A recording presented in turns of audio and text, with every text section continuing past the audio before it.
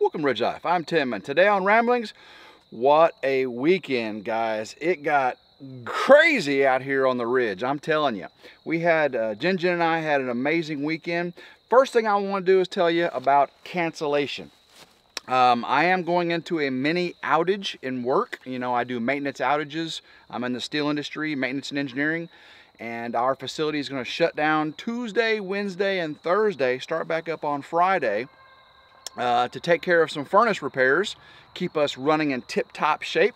So I'm going to be working late hours Tuesday, Wednesday, and Thursday. So that means Tuesday Night Live on Ridge Life is canceled. I do apologize for that. And guys, that's not just the only bad news, but there's good news also. Jen and I got to do a lot of hunting this weekend out here on the ridge, and we saw deer. Oh my goodness, guys, we saw lots of deer. Started out, we hunted, let's see, Saturday morning. We got up bright and early. I'm talking early now.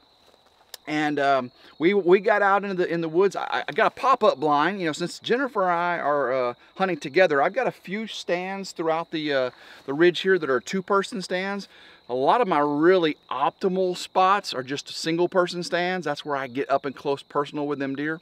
But I've got, you know, two-person stands, you know, that my son Morgan and I have hunted out of, taking some nice deer. But I wanted, because of all the, you know, the clear in the land. Yes, the dozer did clear land, and having the tent canopy out there with all the stuff and all the tractor, the farm equipment, and all the, you know, the things going on.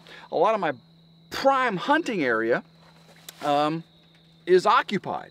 So what I did was, hopefully you saw this on Facebook, I got a pop-up blind, a real nice rhino pop-up blind, and I put it out on the back 30, the back of the 30 acres. Guys, I have never hunted out there. I've always wanted to get build a box blind, you know, get a redneck blind out there, something really nice. But I never have. I always left that to the animals. Let them have that back 30. You know, I had the front 7 or 8 up here.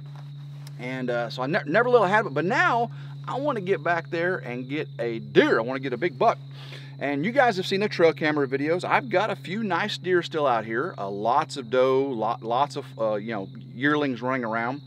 Button bucks, forkhorns, you know, they're all out here. Haven't seen too many giant 10, 12, you know, points in a while. And we've had an issue, guys. We've had an issue with dogs. You know it. Used to be we had an issue with fox, coyote, and bobcat. But guys, I haven't seen, I mean, I used to see bobcat every single month on my trail cam videos. I used to see coyote after coyote after coyote. Man, I would see fox with my own eyes all the time. I've seen fox take chickens from the ridge. I've seen a couple coyotes still. I haven't seen any fox in almost over a year. And even the raccoons have seemed to dwindle a little bit. And definitely no turkey. I had seen hardly just a few turkey. A little bit last year. This summer was very turkey free. But we have seen a lot of dogs, and we've seen up to 9 or 10 different dogs run the property in the last year. And you know, a year or so ago, I had to take care of some dogs. Call the sheriff, take care of all that. And I don't know if they did anything, but it got better for a little while, it seemed. Well, this last trail camera video, hopefully you saw, there's at least 4 dogs running here almost every single night. Okay. Well, last week, Jen and I went hunting. Last weekend, right? We got to hunt just one Sunday evening, and I think it was Sunday evening, and we had a white dog run out right at dusk, and right at the magic hour, guys. When you're hunting deer, and the sun's just setting, and it's getting all quiet, the wind stops, the animals stop, you know, making any sound, the leaves stop rustling. We call that the magic hour in deer hunting. And what happened was, here come this white dog running down the ridge road, the South Ridge Road, looking left, looking right, and then it took off through the woods, then it ran left and chasing something, right? Wasn't shortly after that, 2 more dogs came through chasing something. They came back, you know, ruined that evening hunt. Okay. Well, guys, Jennifer and I went out again this weekend, and we went on the back 30, right? Different area than we went that last weekend. And that morning, guys, within 30 minutes of the sun coming up, boop, boop, 2 deer go by. About 50 yards through the woods, we watch them, you know, didn't see a bunch of big antlers on them, you know. I'd like to get an old doe or a big buck right now. It's still early in season, right? So 2 walk by, and I say, Jen, look, look, look. And she sees them, she's like, oh, she's so excited, right? And they no more than they'd gone by, and all of a sudden she said, Tim, look, a family of deer, a whole family, a herd. I called it a herd, she called it a family. There was like a doe and a fawn, you know, just out of spots. There was maybe another doe come through, and there was a couple small bucks. It was like 8 deer came running through there. I really didn't get a good shot on any of them. They were about 60 yards through the thicker woods. I'm just doing a pop-up line in the middle of the woods, hardwoods. And so could have shot a couple.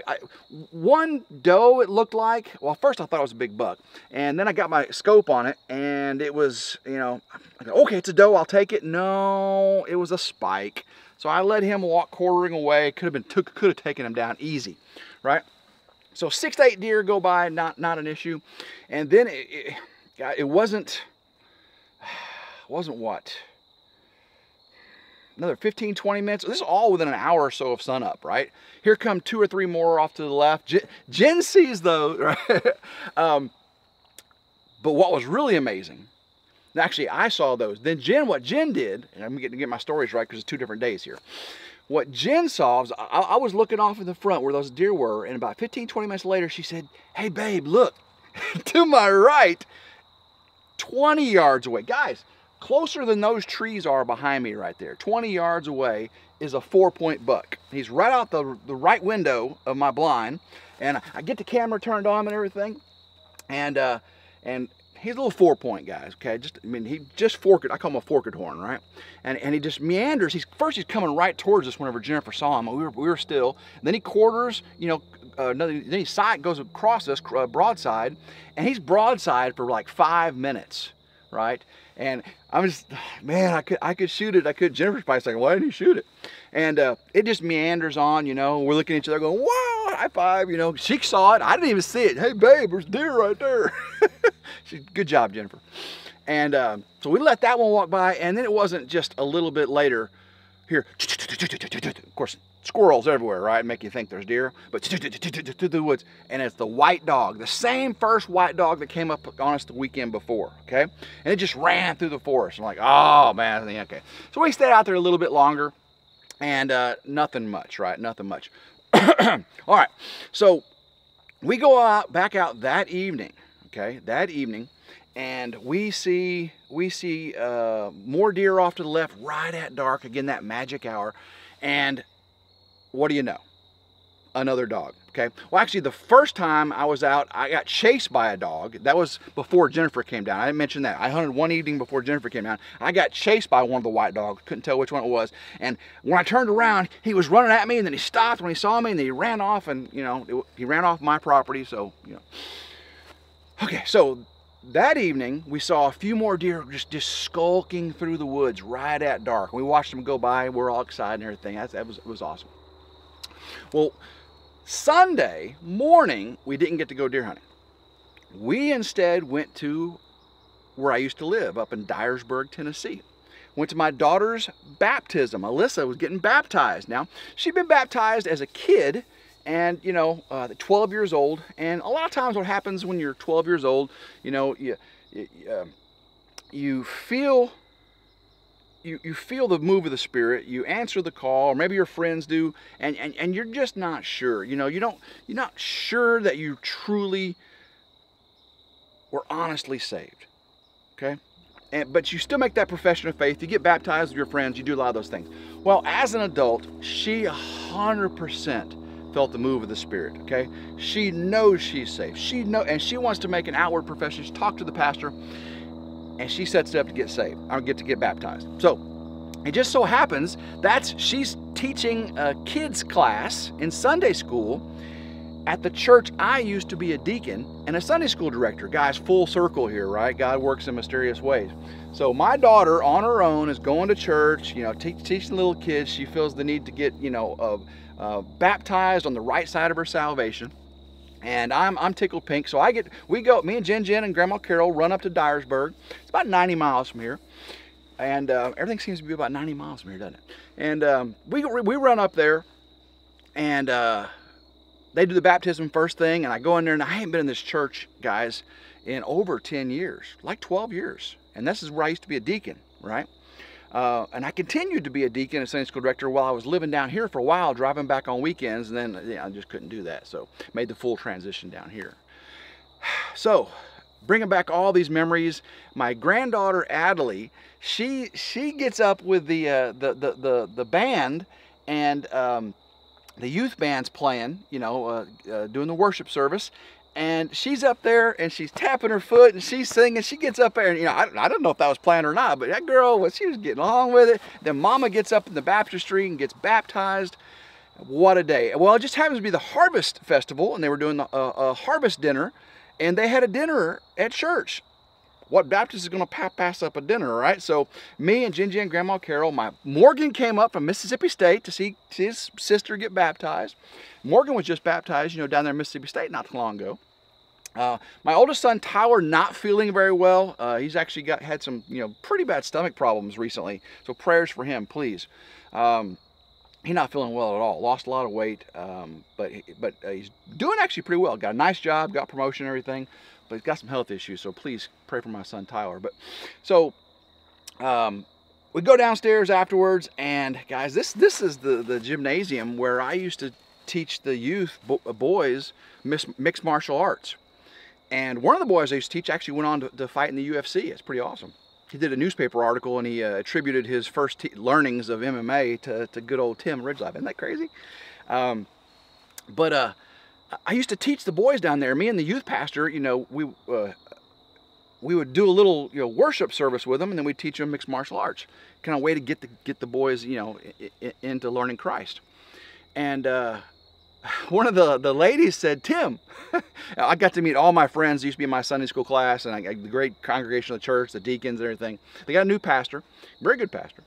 And he said, Tim, back in the storage room in the gymnasium there is the punching bag you used to have. You want to get that? I said, no, you can donate it. I don't need that anymore. But I went back there after lunch, looked at it, and it was the punching bag and everything. Still had the water in it to keep it from falling over. I'm surprised it hadn't all dehydrated or evaporated. It's been 12 years, right?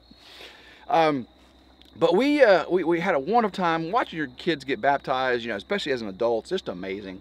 And when I first came up, my Adelie saw me, and she said, Papa! You know, remember we just came back from Disney together, right? Papa! And she gave me huggings, and she gave me love, and she wanted me to carry her everywhere. I was in heaven. I was Pawpaw heaven there. So we had a great dinner. We come on back to the Ridge, and it's just an hour and 45 minutes before dark, and before sunset, I should say. And Jen and I, she's all excited to get back out in them woods, right? So we get our camo on and everything, and we head out into the deer woods, trying to be as quiet as we can. And we get out there, and on this logging road heading out to the back 30, we see 2 fresh scrapes. Now, scrapes are what deer do with their hooves in the leaves. There'll be a low-hanging branch, and the deer will scratch all the leaves and dirt out from that low-hanging branch. They'll get their glands on their forehead and around their eyes, their ocular glands, and they'll leave a scent up there. They'll lick it. They call it the licking branch. Then they'll squat and they'll pee in that scrape area. That's called a scrape. It's kind of like a fence post. It's kind of like the border of their, they go around, they check all those, they pee in them, they see who else has peed in them, if any new bucks came through. Well, there was 2 fresh ones that weren't there the day before. So I was like, yeah, baby, the bucks are coming through. So we get out there, and we only got about an hour and 45 minutes of light. Normally I don't like getting out there that late. But we weren't out there 30 minutes, and all of a sudden, broop, broop, broop, broop, here comes a deer, and it's running. Why is it running? It's upwind of us, you know, we didn't make any sound. Well, 2 dogs. Well, so the day before we had dog issues, the weekend before I had dog issues, and today we had dog issues. I'm tired of these dogs. So today I got the animal control number for the Fayette County Sheriff Department. That's who takes care of our animal control. And I called them and I said, listen, I got all these dogs on my trail cameras. They've been chasing deer. I've been hunting. I've been seeing them chasing deer. I've lost chickens and rabbits in the past to dogs in this area. can you please come out? I told them between what 2 roads to go look, and these dogs are just running free. I saw one coming in today, and I asked them, can you please go check them out? So I'm hoping this week, before I get to go deer hunting again, because, you know, I'm in shutdown at work, I ain't gonna get to hunt all week, that the sheriff's animal control can take care of some of these dogs. But what I'm gonna do in the interim is I've got this. This is the largest live trap I got here, guys. I've actually caught a bobcat in this before, a big old bobcat, roaring like a lion. And I've caught. I didn't catch a coyote here. Caught a bobcat. Caught a regular house cats in here too. I had to let them go. But it is the biggest one I've got. You can see how big it is. And these pit bull mixes aren't too big dogs, so I think they can squatch down in here, right? So what I'm going to do, this is the largest one I got. I do have number 2 Duke coyote traps, but I'm gonna try this first. I'm gonna put it right out here at the edge of the field. When I was on the ramblings the other day and I saw the 2 dogs run by, I'm gonna put this trap right where I saw them run by, so I know they go there. And I'm gonna put a hot dog in there covered in bacon grease. Now, what dog does not want a hot dog covered in bacon grease? I'm gonna put that out here right now, right over there by the edge of the field road going into the south part of the ridge here, and just traps, locks them in there, and I'll check that every day, and I'll keep you posted how that goes. You see what I got here? This is the old canopy that the trespasser took. I got to get that put back up to get the tractor under, and I still got to get the tire for the Kubota. I'm driving on this old flat here. You know, I drive slow, right? It's not a fast machine, but yes, I need to get that tire fixed still. So, gonna be working 12 to 14-hour days every day this week, going into the weekend, and then hopefully I'll get to get out and do some deer hunting, get you some more ramblings. Maybe I'll get you a rambling on the way home one evening this week, but you know, gosh, it's already dark right now. I don't know if this camera is picking up the light good enough, but trapping dogs, deer hunting fun. Yeah, those dogs, they ended it for us. They ended our hunts. I mean, yes, I had the 4-point walk right by me. Yes, we saw probably 16 deer over the weekend, you know, total 16 deer. And I could have shot at least 3 of them, not a problem. And, you know, Jen's like, well, you know, don't not shoot one on, don't shoot one on my account. And I said, yeah, but I'll get the deer I want to get. And the rut's just now coming in. I've seen pictures of a deer in our area, hunters out and they're deer mating and everything, you know. So I know the pre-rut is in, the rut is coming in here very soon, and that's when those bucks start running around. I probably need to get out of the field right now because I'm interrupting this nice little field right here where these deer come out and feed in the evening. But I'll get out here and I'm gonna get this trap set up and get this video uploaded to you, and then I gotta get to work doing some grandma do lists. You know, always got a grandma do list.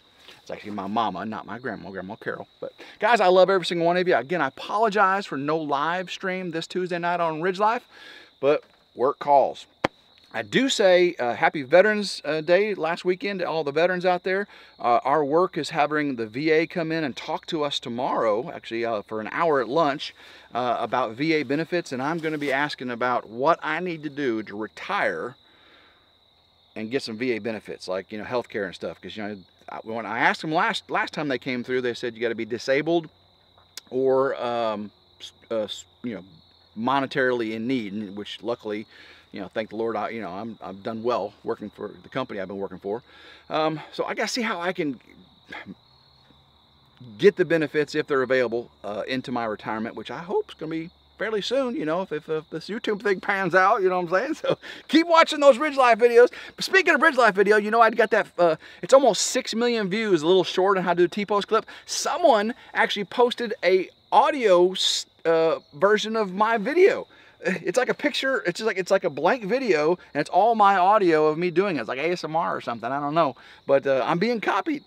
It's crazy. I don't know.